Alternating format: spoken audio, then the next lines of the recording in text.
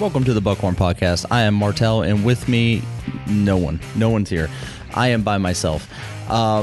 Today on this episode, this is one that we're going to do a two-part on this. It is about 2 hours long, so I didn't want to inundate you guys with a 2-hour episode, but it's Randy, G.W, and myself. Some things that we talked about in this episode were my trip to Kings Island, Randy's dislike of the word Furbabies, and people referring to their pets as Furbabies.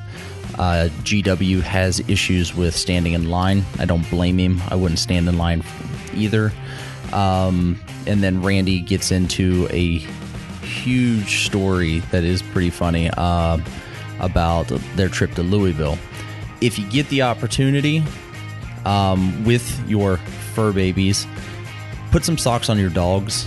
Take video of that and then post it up on our Facebook page, and see if you get any responses different than your dog just looking at you, snarling, and getting up and walking away like I got. Anyway, enjoy the show, and we'll see you guys in a couple weeks. Thanks.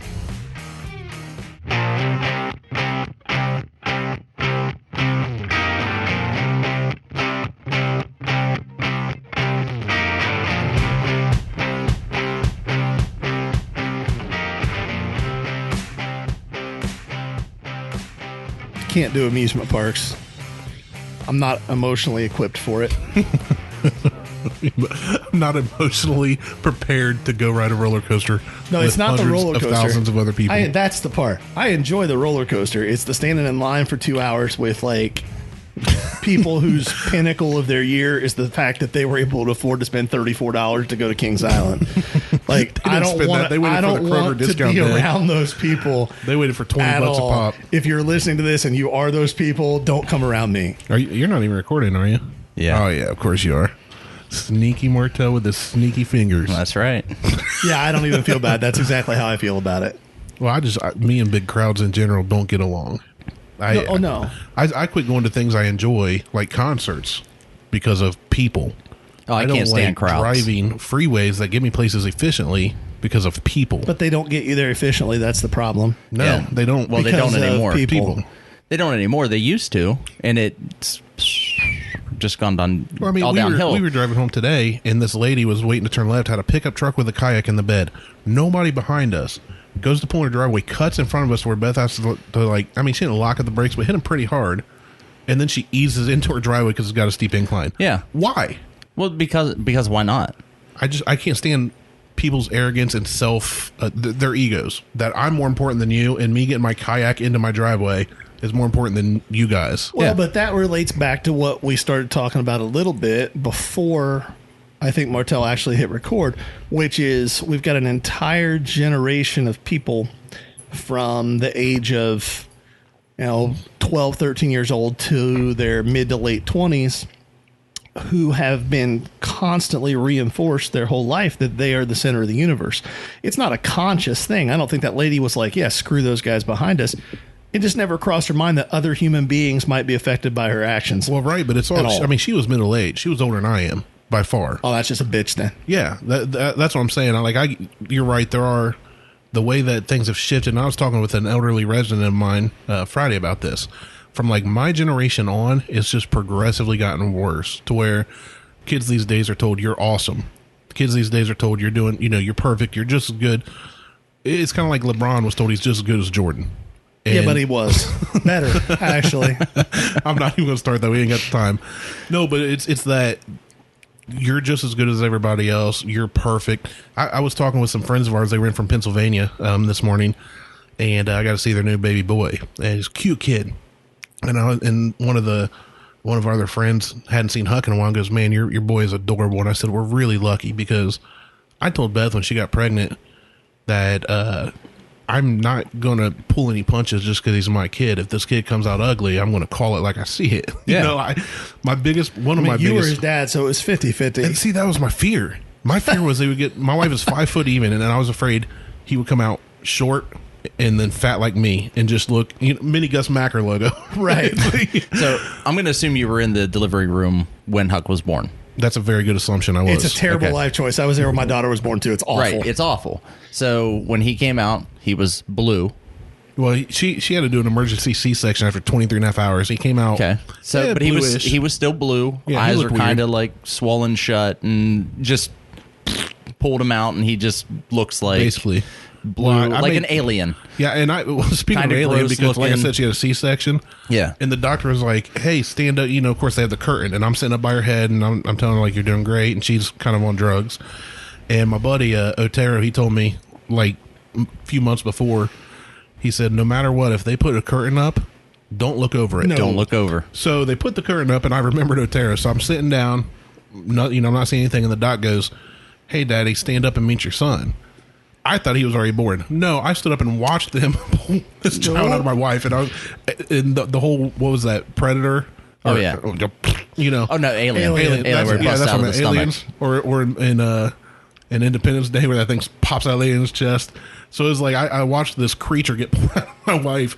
That I mean, I was excited because we had struggled to even get pregnant. But yeah, he looked different than I expected. See, but here's the good news for you. At least your son was born, and it was a C-section, and that's a weird scenario. When Elizabeth was born, if you're listening to this, kiddo, you've heard this story before, so you should be all right. When she was born, my ex-wife was in labor for quite a while, and she really struggled with the whole pushing thing. She was pushing all the wrong places, and not good things happened in that area. Like, it really ruined me on vagina for a really long time. Like, it messed with my head for a good 3-4 months. Like, it was not good what was happening down there. The doctor was like, yeah, you should come see this kid come out. And I was like, I hope somebody's having a good Wednesday and eating their lunch right now. Absolutely. So when Lexi was born, and I remind her this, when you were born, you were ugly. You were blue. You look like an alien. You look like you had tentacles. You're like, said, you're not done yet, Doc. Can You were put that swollen. back? You were swollen. You were just purple, blue, pink. Everything was round. That's because she didn't know what gender she wanted to be yet. Everything was Right. around. I'm like, and I show her pictures. I'm like, we didn't know if you were going to be cute, what you were going to look like. All we knew is you had long fingers and long fingernails. you looked like the last 5 minutes of Benjamin Button. Yeah. It was really It's bad. just wrong. And that's she- the thing. Go ahead. And I'm like, she's like, well, that's not very nice. And I'm like, No, it's honest. I said, it's honest. Be lucky that you look like you do now, except because if you look like this, Life would be hard. life would be a lot would be harder living for in the you. basement. Life would be hard. That's why I have a beard.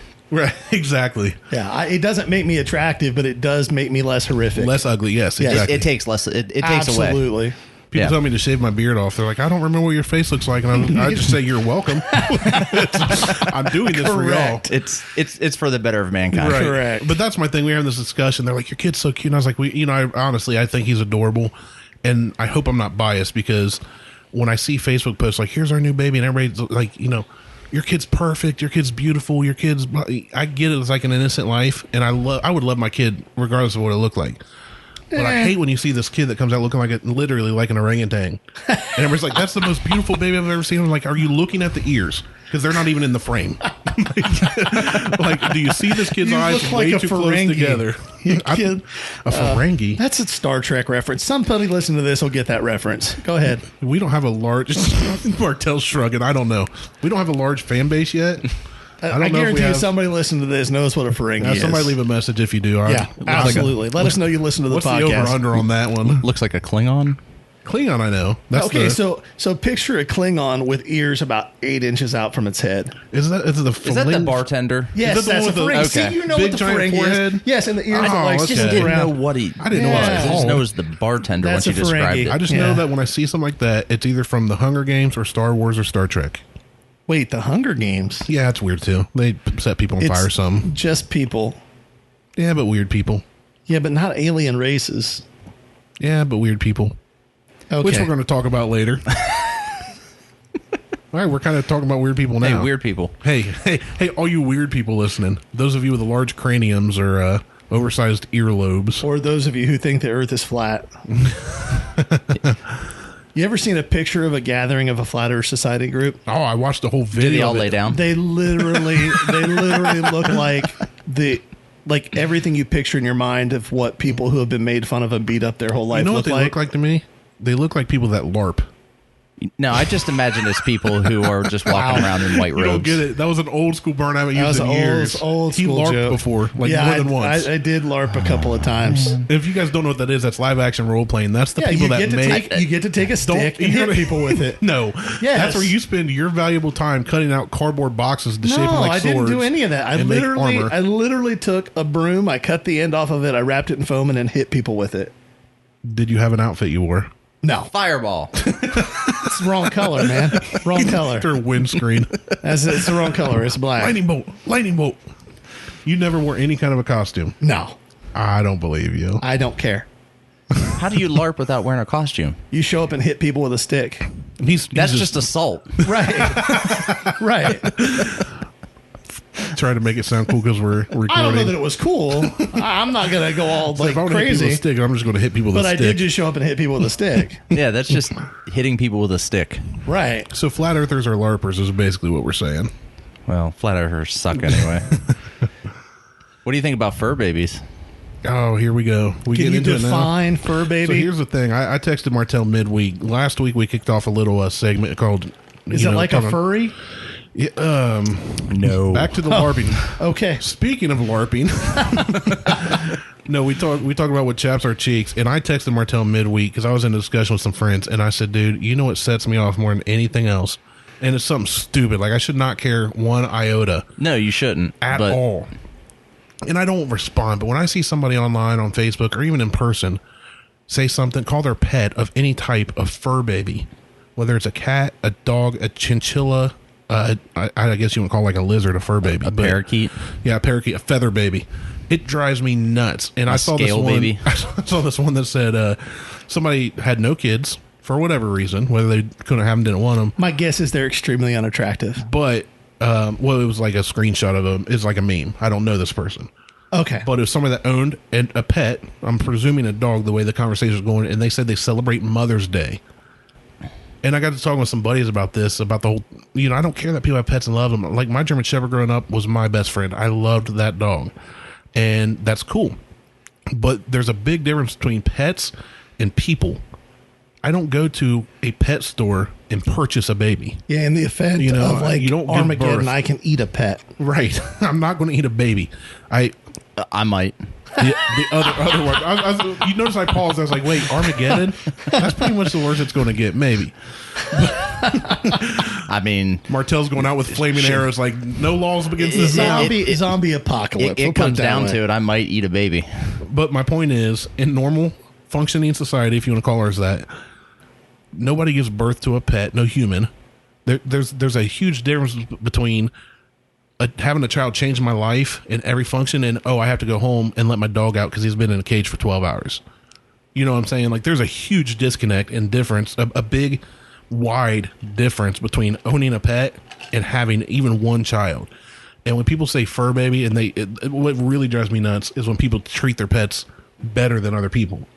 When you buy your pet like really expensive clothes, and you know what I'm saying? Anybody who puts clothes on their pet can go eat a dick. Well, that's I can't stand that. It drives me absolutely insane. What gets me is people let their dog out in the wind, and they're like, "Let him in." He's cold. I'm like, this dog was the dog has clothes. It's built whether in. You believe in evolution or you believe that Christ designed everything. This creature has become a creature that is meant to be outside. We brought them inside. No dog ever built a house and installed AC. It was like chilling in the summer, and then we took them out of that. I don't know. Have you seen Diesel? Well, maybe that's why your AC's jacked up. Right. I mean, he built this house and on rock and roll. It's kind of jacked up. The idea of putting clothes on pets weirds me. I can't even fathom what makes somebody's brain go to that place. I don't even like buying clothes for myself, let alone clothes shopping for a dog. No, my wife does like 99% of my clothes shopping. Yeah, Walmart $5 t-shirts. Absolutely, because I couldn't care less. It's the whole term fur babies though. It doesn't make me angry where I'm like going to rage and like yell. Like I don't reply online, but it seriously is one of those things that if I ever typed in the letters SMH, that would be that time is. I can't. That's another thing. Everybody types SMH, and I don't know why. I'm just like, that's one of the dumbest things ever. I started doing it ironically. You should just type in FML. FMLs. Actually, I could apply that one probably a lot more. But the whole term fur babies and saying I should celebrate Mother's Day because I own a dog or a parakeet or whatever is ridiculous. Yeah, it's pretty stupid. And that's what chaps my cheeks. Sweet. And it chapped me enough that day that I actually texted Martelle, like, do not let me forget about this because you didn't. I need to voice my opinion to the masses of the dozen of people that are listening. The 34 people. Right. Yeah, I don't know. We had a family reunion one time, and one of my... Dude, your family reunions are epic. Yeah, they are. I mean, I'm not going to lie. They're not as epic as my family's 4th of July. No. My wife has told me stories about your family reunions. Yeah, well, we have this one. I don't even know how she's related to me. She's like dad's aunt or second cousin or something. Dude, half the people that show up at your family reunions aren't related to you. Right. Well, and I'm grateful for that. Or their fourth cousins twice removed. Yeah. By then, they've stopped sleeping with each other. They were like first and second cousins. Those are marryable. And not in some of my distant family. That's too far out. They like to keep it close knit. But they come up from Southern Ohio. I don't even know her. I don't know where she lives. I don't know anything about her. I guess she's a nice lady. I can't even tell you her name, but she brought a dog up. Long story short, dog bites a toddler. Delicious. Everybody freaks out. Dogs eat babies. Fact. So the dog bites the toddler. She runs over and picks up the dog and starts like consoling this dog.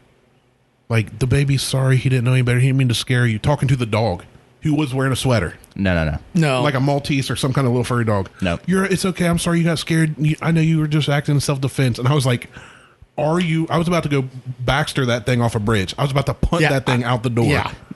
It drove me nuts. And I seriously about told her to get out. It wasn't my house, but it drove me up the wall. Elizabeth's mom, my ex-wife, had a cat when Elizabeth was born.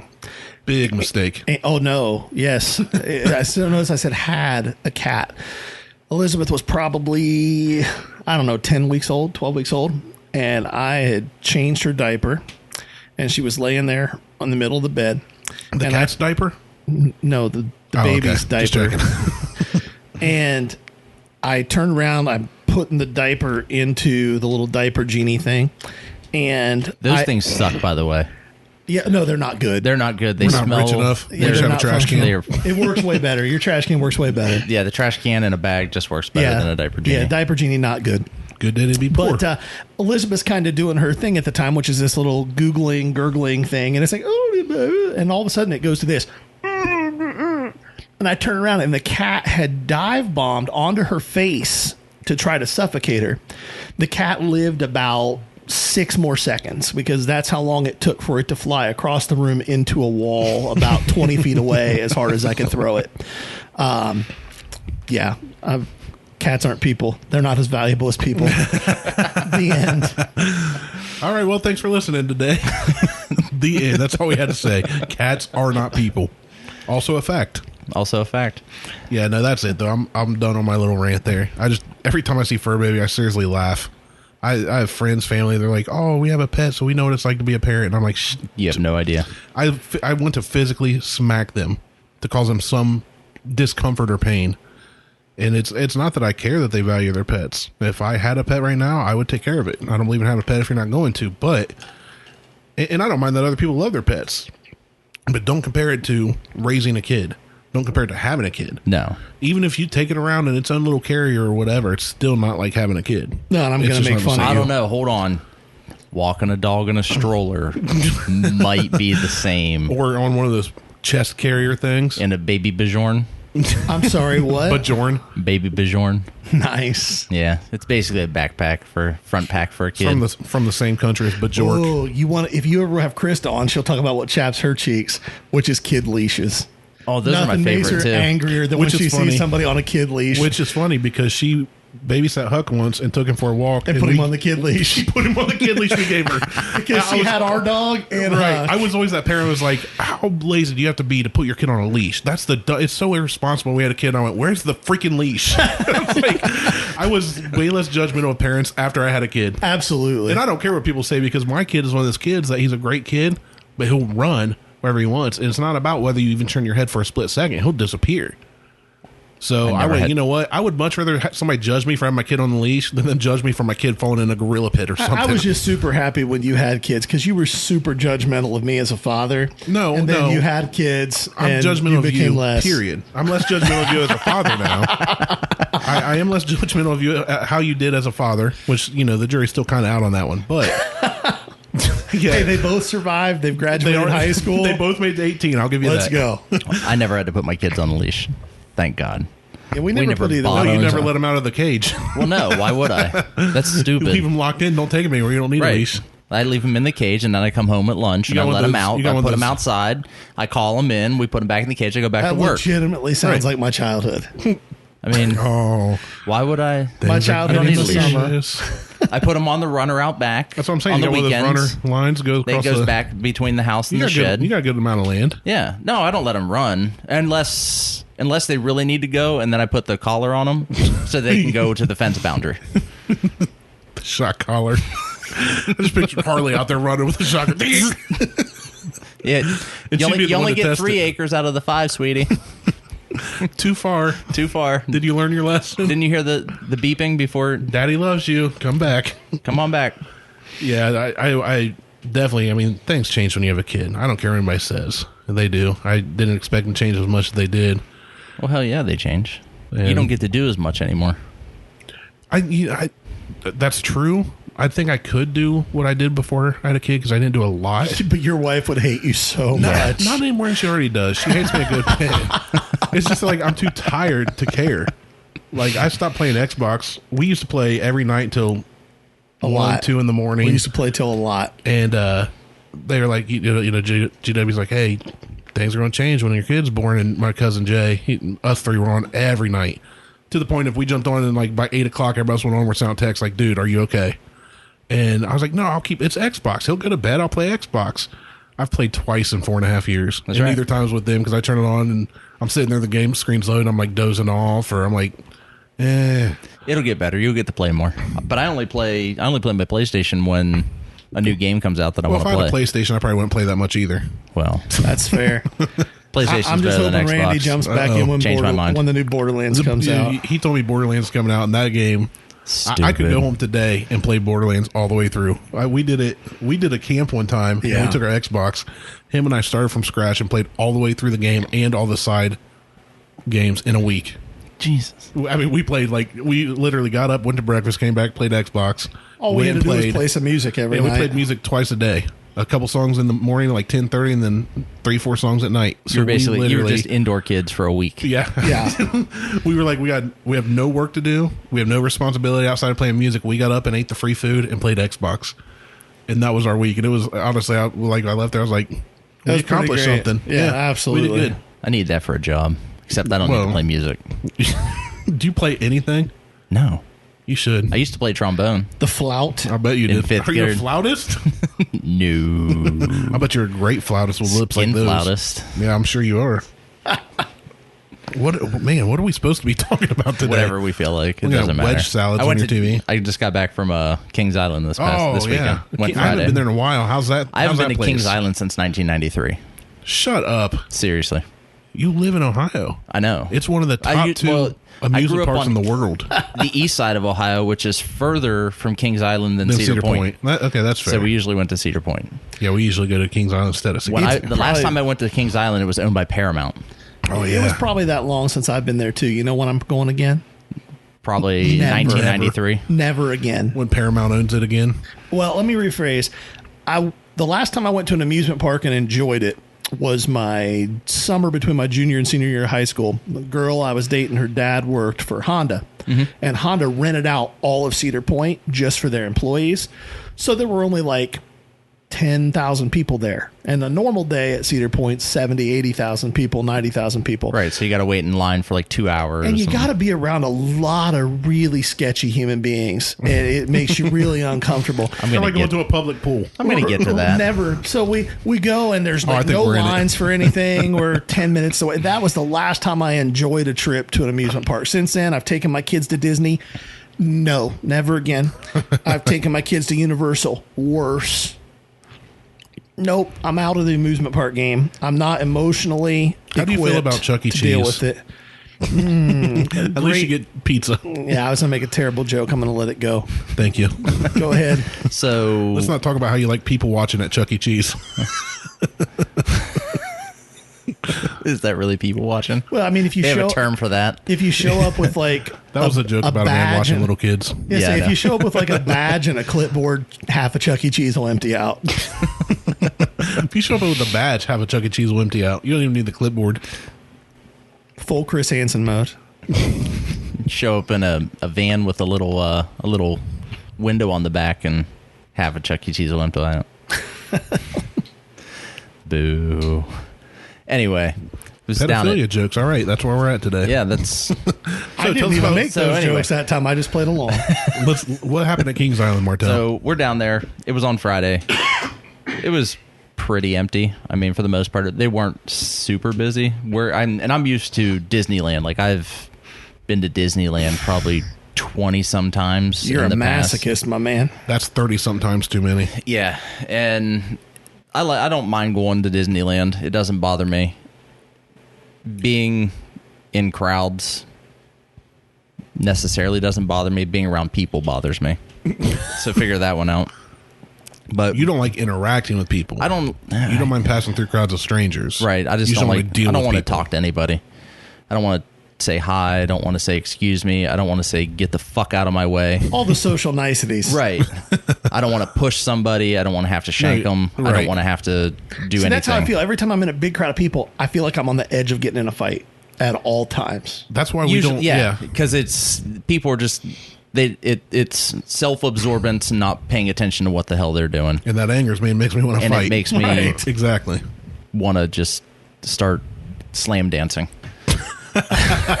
I'm so mad at you all here. And he pulls out this little boom box from like And just start the 90s. waving piece my of hands. cardboard. Yeah, no, that's you're break dancing. Oh, you're talking the He's mosh, talking about moshing. the talking about, moshing like- of the pits. Yes. So we're down there, and first thing we do is we hit off Planet Snoopy. So because that's about the only thing Harley can do. Is Yeah, she's tiny. So we go down there, and I encounter the goes- whitest of white trash. You've not... Never mind. Nope. Probably some listeners. No. Yep. I will say, watch. Randy knew where I was one of these going. days, No. one of those people will listen. And yes, we are talking about you. The whitest of white trash live across the street from me. You just go ahead and take a look outside. Well, no, I love when I leave. It's always like a rummage sale. It's a rummage by the sale curb. across the street. There's just a line of They had a broken party outside. stools Yeah, and broken furniture Well- and everything. And it changes. It's like people come and get it, and then Oh they yeah, put and more they out. just put more shit out. Randy and I are from Circleville. That gives whole new meaning to south of the tracks. Well, South of the track, Circleville. they haven't put anything out because they had a party last night. Nice. So They needed the furniture. they needed some of the stuff that they had. So I'm sure they'll be putting stuff out once people that passed out on their front lawn are leaving. They'll put some more stuff out. But there was an interracial couple there. The grandmother, top notch. Like she had her upper lip pierced, opposite nostril the pierced. grandmother. This is the grandmother. Well, to be fair, some grandmas are 32. She was. She probably couldn't have been no more than 47. Okay, rock on. So Pretty specific number, but right, I got you. We're going with that. So right upper lip pierced, just a little stud. Yes. Left nostril pierced. You're describing my daughter right now. Go Okay, ahead. sweet. She was hair 2 different colors, and she is What colors? Like black and like gray? black and blonde. Oh, yeah.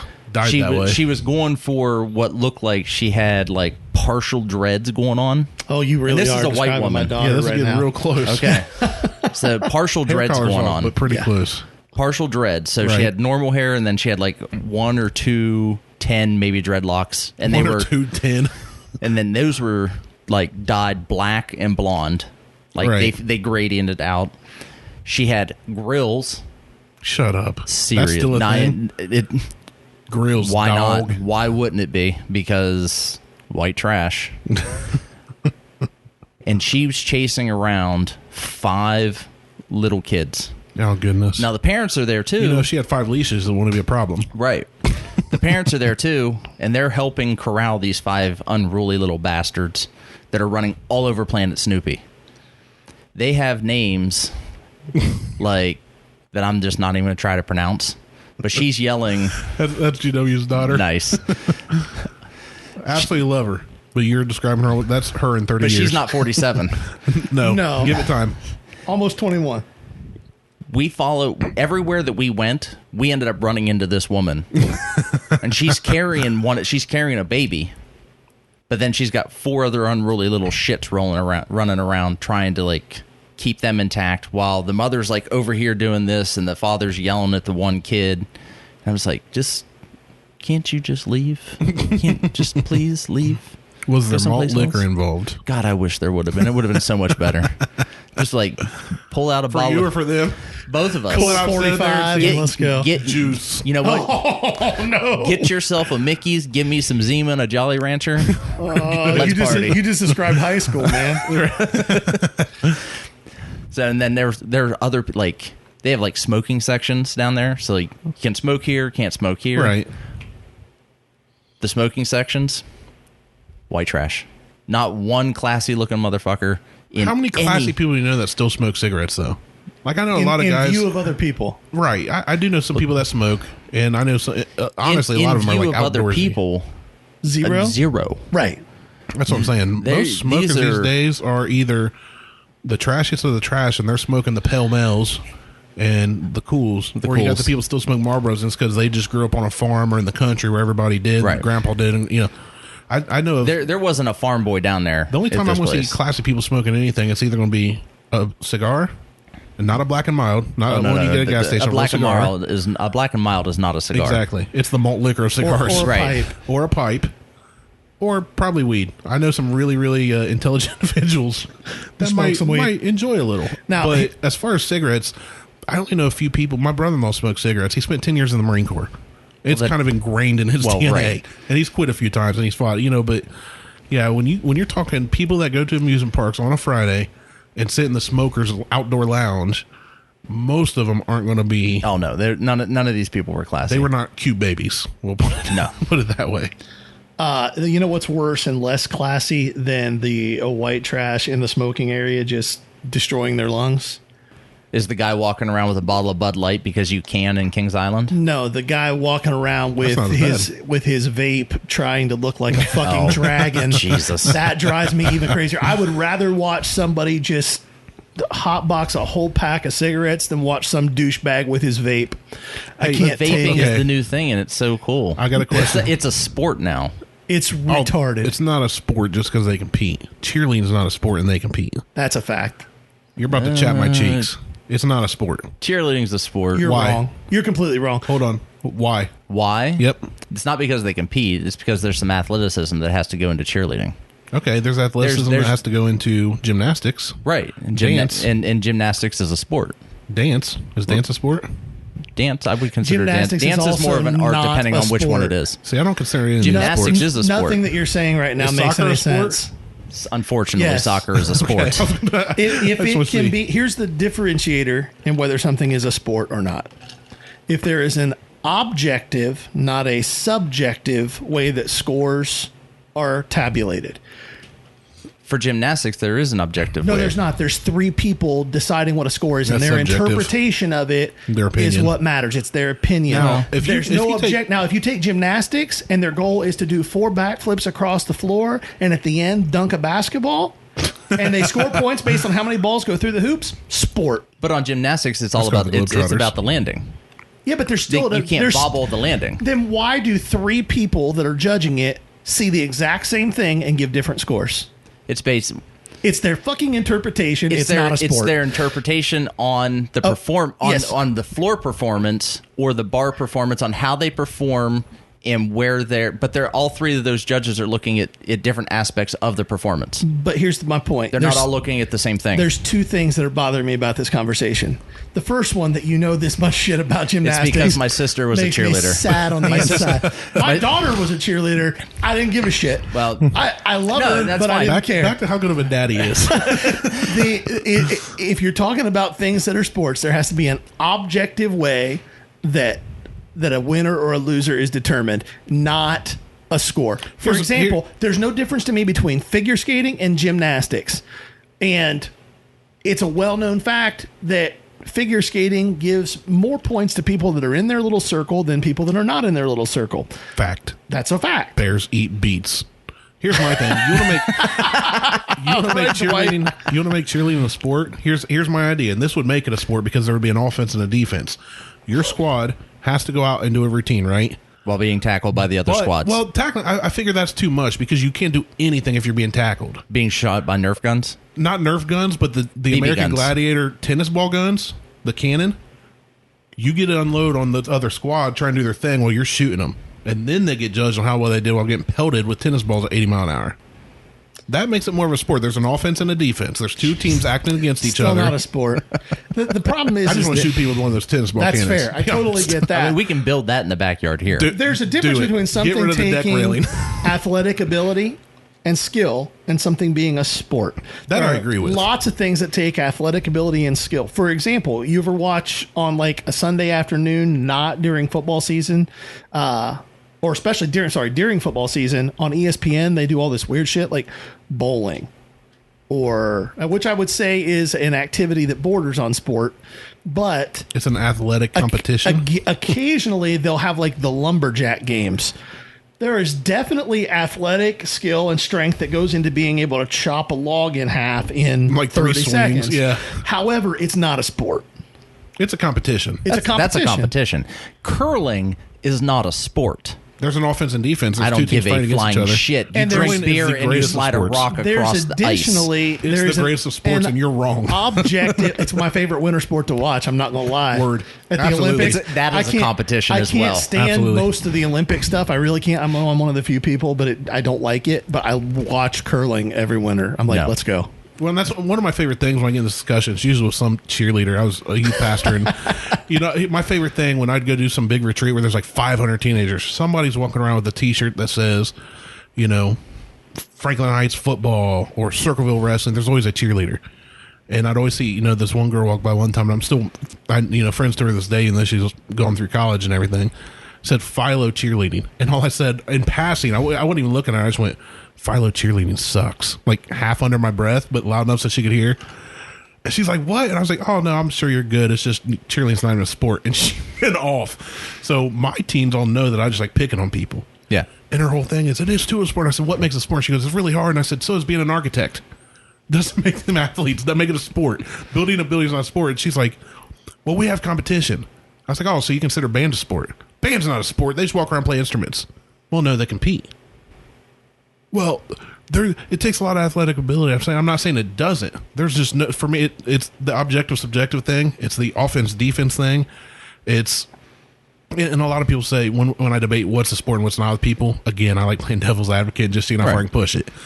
But my favorite argument is when somebody goes, well, they do it in the Olympics. I said, yes, they do in the Olympic Games. That's why they don't call them the Olympic sports. There are some sports in the Olympic Games, but when it comes down to cheerleading gymnastics, it takes incredible skill that I have never amassed and never will. It is definitely, there's hard competitions. People pour their lives into this for some reason. That's cool. I don't consider it a sport. That's personal opinion. That's fine. But cheerleading is not in the Olympics either. No, that's not what I meant with cheerleading. Right. It is in the Bring It On movies, though. Bring It On would be so much better if there were tennis ball cannons. Everything would be so much better if tennis ball cannons. Not one of those on our cars. Work would be better if there were tennis ball cannons. I'd say that depends on the job. I was going to say, I work at 2 buildings. I'm the maintenance director or supervisor over 2 buildings. They're elderly people. I would blow out so many hips. Work would be better if I could just carry a Nerf gun with the little yellow balls. Why don't you? I would get in trouble. Oh, I mean, have you tried to see? No, not yet. I mean, give it a go. Better to ask forgiveness. Worst thing that can happen. You work in corporate America, right? Unfortunately. Okay, so they can't fire you for that immediately. There's like a process. No. I think that would be almost immediate termination. Really? That is a gun these days. Yeah. What if it's shaped like a bow and arrow and not a gun? As long as it's not a flaming arrow in Ohio. Well, yeah. As long as it's not a flaming arrow, it's totally legal. We learned that. It's legit. My kids can't even make finger guns in school. So if I walk into... Are you talking 5 or 7 or 9 years ago, that kid got in trouble for biting a Pop-Tart and going, oh, this kind of looks like a gun. Right. And held it up. It was a Pop-Tart. It was a Pop-Tart. Yeah. I would probably... They'd probably have a very stern talking to, even if I brought... Well, I couldn't get a bow and arrow set into work anyway, because that'd be so much bigger than a small Nerf gun. Oh, you can get the little Nerf mini crossbow looking thing. I got a better chance at getting my slingshot it through the door. Problem solved. Do you have a 3D printer at work? No. Because if so, you could just email yourself the plans, print it, There you go. and go to town. You wouldn't have to worry about getting it in. It was already You there. got a slingshot.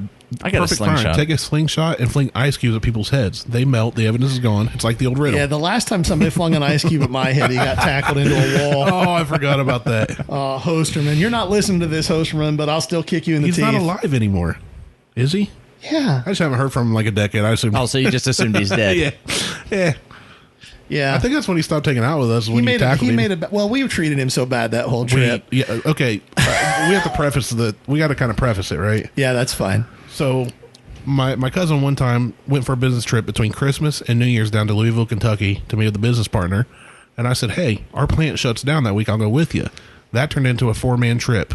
Next year, we decided to add 2 guys, one being GW and one being our buddy Steve Hosterman. And Steve is a very smart guy. Was making good money at the time. I'm sure he still is. You know, And has the social skills of a rock.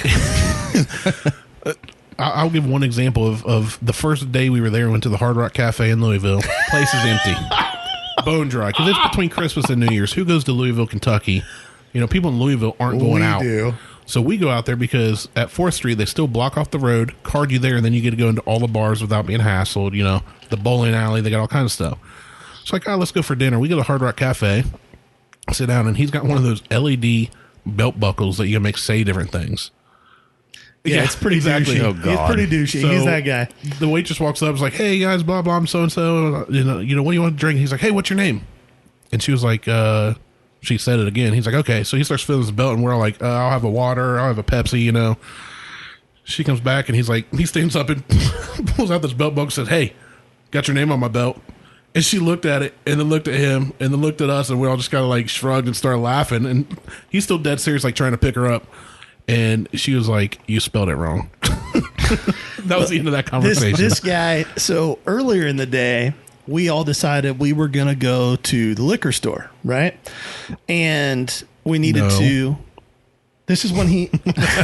So yes. we're going not just the liquor store. It's called Liquor It's Mart. called Liquor Barn. It's the greatest liquor barn. Yeah, it's a Walmart. You go in. It's not like they have a liquor section. They have an aisle of tequila, an aisle of It's vodka, amazing. an aisle of That's- bourbon. It's amazing. That sounds like my Nirvana right there. Yeah, it was pretty you amazing. love it.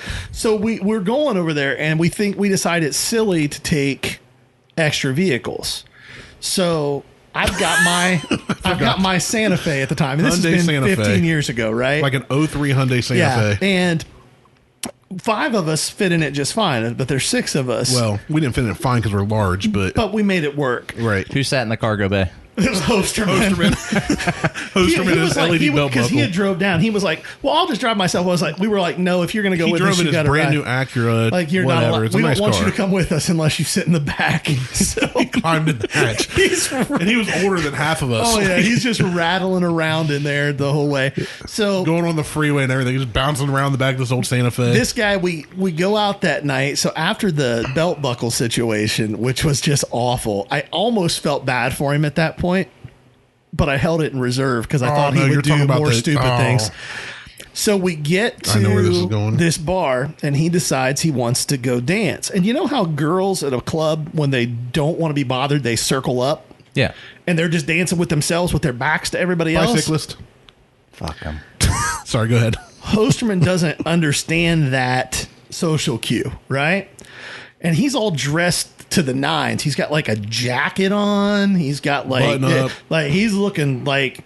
Wearing jeans and t-shirts or polos. Yeah. I think there's like some kind of dress code, but they're like, nobody's here. It's Well, and almost after everybody Christmas. that's there, like Randy's he isn't married yet, but he's in a relationship, a serious one with his current wife. I'm Yeah. married. Our Everybody's friend pretty much Jason's taken. married. We're just there to have a good time, right? So Hosterman goes out and starts trying to force his way into this dance circle. Now, mind you, this club's like at 25% of what it could hold. There's not a lot of people. Pops his collar. Oh, yeah. Oh yeah, and starts trying to dance with these girls. Well, we're in this like horseshoe booth, and there's another one right behind us, and I hear this guy who's obviously very affected. He's a gay guy, right? He's making fun of Hosterman. Flamboyantly gay. Yeah, he like Not like he might like dudes like, whoa, that dude Yes. loves him some dudes. yeah, and he's making fun of Hosterman, and finally, I turn around all serious. I'm like, listen, man, that's our friend. And the dude about just shits his pants. His face went white. It was a booth full of dudes that looked like us. And I immediately start laughing. I'm like, no, dude, you're fine. We're making fun of him too. Turns out the gay guy was cool.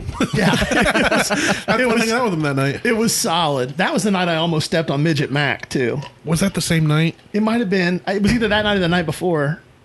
Yeah. You remember Midget Mac? Do you know, you remember the Flavor Flav show, Flavor of Love? No, I never watched that. Good for you. Oh, that show was amazing. It was a reality show where girls come on, kind of like The Bachelor, Bachelorette, Yeah. but for Flavor Flav. Oh. Well, You one know of the who girls, Flavor Flav is, right? Yeah, I know who Flavor Flav is. I just never watched this one show. of the girls who he nicknamed New York got her own show called I Love New York. Yeah. I Love New York. One of the contestants on it was a guy named Midget Mac. And he was a midget. And if you Google him, he's a midget. His name's Mac. I think that's a derogatory term for little people. They all freak me out, so. I don't care what you think it is. That was his name on the screen. Yes. Sorry that you got so sensitive in the last 15 years. But yeah, we go in there and it's dark.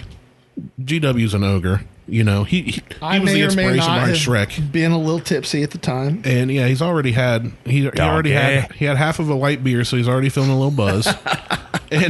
But we go in and we're walking around. Well, this dude, he's short. He is of a darker skin complexion. And it's with dark in the room. He's wearing all black clothing. Perfect. GW's leading us in, and all of a sudden there's like this big commotion, and these dudes all pull, like I'm a couple of dudes behind GW. They These flash dudes pieces pull at up us. their jackets that are with Midget Mac, and they're all bigger dudes. And they're they've all strapped. they're all strapped. They've all got pistols in the waistband. I was like, whoa, I kind of step up, and me and my cousin Jay, because Jay's like, for me and Jay, he's seriously like the best friend ever, because he'll fight. If I call Jay and said, Jay, G's with me, we got to fight, and he'd be like, where are you? He has no other question. How do I get, like, we're just that loyal to each other. We're in Louisville, Kentucky. He's like, oh, you guys are screwed. Well, he was with us. Yeah, So he was with us. me and Jay step up like, whoa, what's going on, guys? Like, hey. I almost And then I look stepped on down, him, dude. and they're like, man, he GW, being the ogre he is, literally almost stepped on a midget and about got shot. This is no exaggeration. That happened. It really happened, and that we could do probably a 3-part series on that one trip Yes. alone, and we were only there 4 days. And how that all ties back around into shooting, slingshotting, and ice cubes at people. Oh yeah, I forgot. So we finally get back to our hotel that night, and we had this suite, and it's a really nice hotel, and it's this big suite. And so there's 2 bedrooms, and I'm sitting at the desk doing something, and Hosterman decided that he had grown a set of balls. And I don't know what made him think Well, that. no, we were all playing around throwing stuff at each other. He chucks an ice cube. He's not athletic. He chucks an ice cube across and just chunks me right between the eyes. It was no lie, David and Goliath. You got this skinny kid, probably about 5'10", throws an ice cube and catches G right between the eyes. He's laying on the bed. No, he ran back to the bedroom. He was on the couch. Oh, that's right. Because Sprinted he down took the off. hall. He dives across the bed as I get there. I grab the mattress and just slam him up against the wall behind the mattress. I thought they were going to end up falling through the wall, like the exterior wall of this place. It was not good. But that's how it comes back around to the ice cubes. He hit me in the eyes right between the eyes with the ice cube, and then he almost So died. maybe ice cubes that work through a slingshot's not a good idea. Never mind. Even if it's a little pebble ice? Oh, that's fine. You shaved ice. Yeah. Way harder to find. Sweet. I'll just make, like a I'll just make shotgun little blast. pebble balls out of shaved Right. ice. How There did you he go. die? Perfect crime. I'll just shape them into little bullets. Pack them Perfect. into shells. Yeah. There's a riddle about that. No big deal. Yeah, that was a good trip, man. Oh, that was the fish trip. That- Where I was Evan Almighty. We don't have enough. Do we have time? How much time do we have? Plenty of time. Okay, so 6 of us are there. Edit the story. Yeah, you're going to have to. We all went down there knowing we were just going to have a good time. We were basically going out to party. We went to the liquor barn, and every one of us bought a handle of some kind of liquor. And then we go out drink and come back to the hotel and drink the liquor because we bought a handle of liquor because, like, oh, we're going to save money. But then we still went to the bars and blew a lot of money.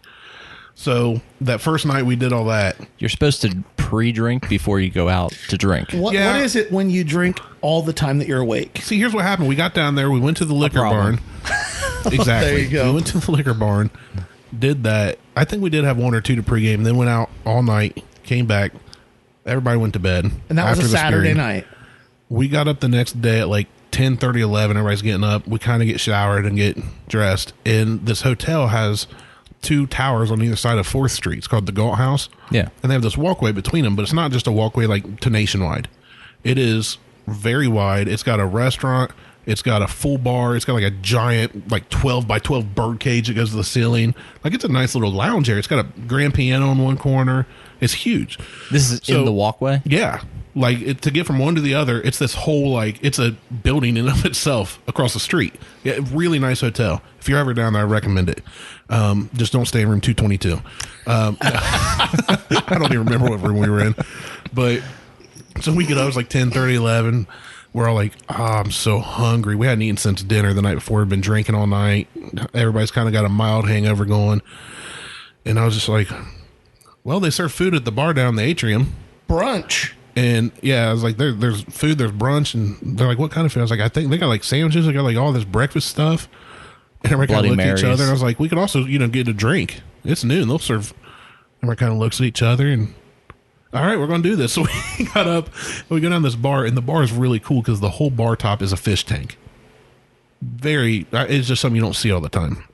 So we all sit down. There's, a few people here and there. Again, it's not real busy. A few people having lunch and a couple other guys at the bar, and we're all down there thinking, I'm sure we looked ridiculous now that I know what it's like to see people who think they're not drunk or hungover.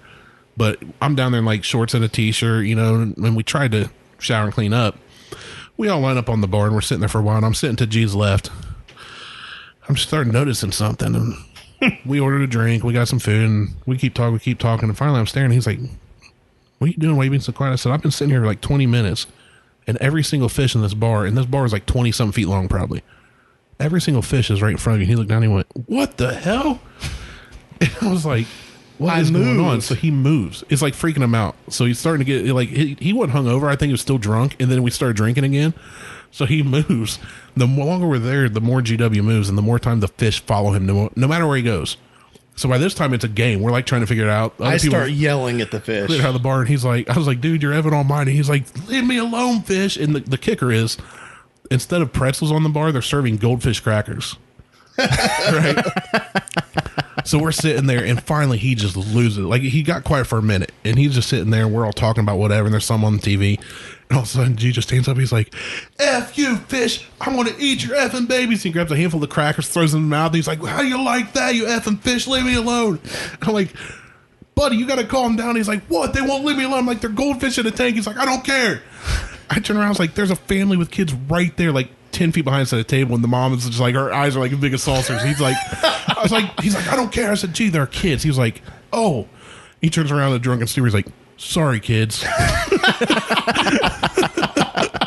He sits back down. That was the end of it, man. And that whole trip. Well, what's crazy about that whole situation is ever since then, this is a true story. You ask my wife, you ask any of our friends. We go on vacation a lot. Randy makes fun of us. They go on vacation monthly. Not monthly. We go two or three What's times. What's wrong with that? Not like going to Deer Creek. 2 or 3 times a year. And nothing wrong with it. Anytime that we are in the ocean in an area where it's like not super touristy, where their fish like swim around, all the fish follow me. So you're fucking Aquaman. It's really weird. It's really That's actually weird. an insult to him because he's a huge comic book nerd. If I'm in the water, the fish are like zoom. How are they? Zoom. Thank you. Just in case somebody didn't catch that the first time. Show.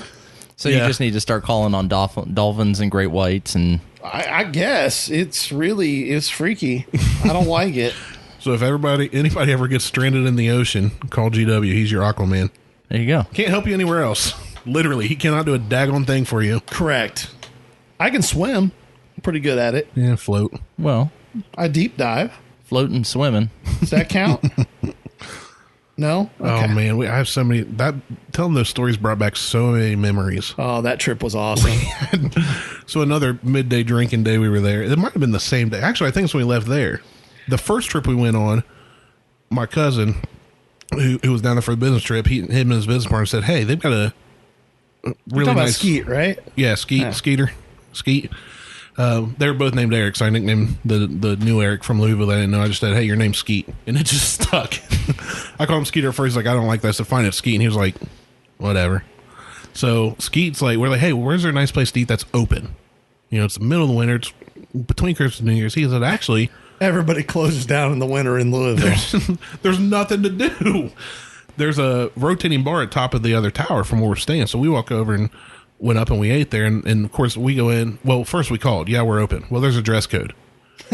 Now, we came down from Ohio, and my cousin Jay at the time, his luggage was used Kroger bags, like plastic bags. He'd walk down with just like 3 plastic bags full of clothes and toothbrush and stuff. And a pair of flip-flops. And flip-flops, no shoes. Good to go. So they said, yeah, there's a dress code. I'm like, I didn't pack anything nice. We each had a polo, and they were like, if they wear jeans without holes in a polo, will you let them in? And they're like, fine, we don't have anybody here anyway, whatever. Because it was like, I mean, collared shirt, slacks. It was a real uppity business center, you know, kind of thing. So we go over there, we go up, and I see the menu, and it's one of those menus where the prices don't have the amount of cents on them. It just says like a dash and a number. Yeah. I thought that was like a Chinese restaurant where you're like, I want the number 28. No, that bowl of soup is $28. You know, like, I'm way too poor white trash for this place. So I think I got a bowl of French onion soup that was like $28. And Jay's like, dude, I'm a Taco Bell kind of guy. I ain't paying for this. I said, well, just don't, you know, get an appetizer or something. He's like, the appetizers are like $18. Just ask for a glass of water and some crackers. No, he asked for a salad. So then the other 2 order like prime rib or, you know, something real fancy. So my soup comes out as good. Jay's salad comes out and is literally a wedge of lettuce and 2 fish on a plate.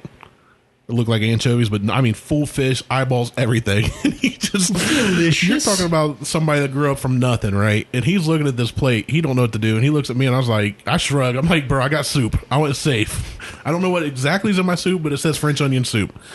And we're sitting there with the guys eat their meal, and of course they're laughing. They think it's funny. And I mean, Jay at the time, I think this is when he's working 3rd shift security only on the weekends. So he doesn't have a lot to his name, no you know? money. Right. And he's sitting there, and I'm like, dude, just eat it. And there's only like one other table of people close. They sit us close to them, you know. I'm like, dude, just eat the fish. He's like, I'm not eating no fish, man. That thing's staring at me. I said, bro, just eat the fish. Eat the lead. Do something. Act normal. You know, I'm trying, like, I'm looking all uppity in my Walmart polo shirt, eat my soup. And he takes his fork, and he pokes the fish, and the eye starts bulging. He's like, bro. The whole dinner was, we literally spent it playing with these 2 dead fish on his plate, making them talk to each other and stuff. And then at the end, Skeet picked up the bill. I was like, son of a, I could have that's steak. why he picked up the bill. Right. Yeah. When he first saw us, he's like, I ain't feeding y'all. So when we go back there with the other 2 guys, like, oh, let's just go show them the rotating restaurant. You kind of see over the river, you know, and all this. Well, we go up there, and like halfway up the elevator, middle of the day, nothing going on. Eric, my cousin, he's like, no, it's not. You know, we really can't get in. We shouldn't even waste our time. So I was like, all right, well, we hit the button. It's like, next floor, we'll jump off. So we jump off. Well, Jay was a little tipsier than most of us, so he kind of had that trouble getting off the wall. He was kind of staggering. I said, you just want to go to the top and see? He goes, yeah. I said, okay, I'll stay with you. He's like, cool. Well, right as the doors go to close, before Elf even came out, I did the Elf thing and hit a bunch of buttons and ran out. And I pushed him back when he tried to follow me, and he was too off balance to come. So I gone for about 2 hours. Yeah, I run up and catch up with the guy. They hit an elevator down. So I run into their elevator, and they're like, I thought you were staying with Jay. I was like, yeah, I changed my mind. And nobody questioned it. So we go back to the atrium and start having delicious, nutritious food. And we're sitting there, and no lie, like 2.5 hours later, Jay comes in from the other side of where we were, the other building. And I was like, dude, where have you been? We didn't have cell phones, like reliable cell phone stuff back then. I'm like, where have you been? He said, I don't know, dude. It took me like 3 or 4 floors to realize I should get off. On a meeting? He said I got off at this one floor, and literally the only thing in front of me was doors. There was no hallway, no nothing. It was just, you get off the elevator, there are doors. Like in the Men in Black, when he walks in, you know, there's one dude in a chair and doors. I said, what do you do? He went, I opened them. I said, okay, is that how you got out? He went, nope. So what happened? He said, there was like 30 dudes in a business meeting. I'm walking in there in the middle of the day drunk on these guys' business meeting. I said, what'd they say? He said, they didn't say a thing. They just stared at me, and I just said, hi. And then I turned around and walked out. And then I said, where'd you go from there? He's like, I was outside somewhere, and there's a girl walking a dog. And then I walked through a garage, and then I was down by the river, and then I came up this building, and here I am. Yeah, that whole trip was, I think by the 4th day, we were like, okay, we definitely are excited to just sober up and go home. The drive home was pretty miserable. When we fit 5 people in your Santa Fe, and everybody was trying to sleep. My cousin Eric was the skinniest one, so he was in the middle of the back seat with no headrest. Between Jay and Eddie. Yeah, it was between my cousin Jay and our friend Eddie. So he's sitting there. Of course, Eddie's got his head against the window. Jay's head's against the window. I'm in the front seat. Eric's like this. Eric said, every time I turn around, it's like your kid when they're young, and the car seat that's flopping around. Yeah. And, well, no, he was full on sleeping, but his head was just the most awkward position. We got home. He was like, I can't feel anything. My neck hurts so bad. Oh, my head's pounding. Yeah, that was a good trip. I don't know what all we talked about today or what we're supposed to, but this was a good time. Walked down memory lane. I went from what chapped my cheeks to laughing hysterically. And Martelle's like, this is the dumbest story I've ever heard in my life, but I'm just going to go with it. I am fine with it. I'm sure he's heard worse. I hope. Well, if not. I just wish I had stories to tell. What are you guys doing? You want to go to Louisville this winter? Take Martelle with us. I do not think that I am physically or emotionally equipped at this point in my life to relive that weekend. You know what would happen if we all tried to go down there again? We would last till about 9 o'clock every night. Well, that's what I said. I wouldn't even make it that long. Jay wanted to go down. He's like, hey, when he turned 30, we went out by Eric's father-in-law's lake. Hey guys, thanks for listening. Make sure to check us out on Facebook, Twitter, and Instagram at Buckhorn Podcast. You can send us an email at buckhornpodcast@gmail.com. Leave us any feedback. I don't care. It can be good. It can be bad. It can be indifferent. Doesn't matter. Just leave us some feedback. Leave us it on iTunes. Leave it on Facebook. Leave it on Instagram. Leave it on Twitter. Leave it anonymously. You find one of those dump email addresses and just shoot us an email. That's fine too. I'll be the one who reads them. I'll read them out loud on the air. I don't care. Anyway, thanks for listening. Check us out.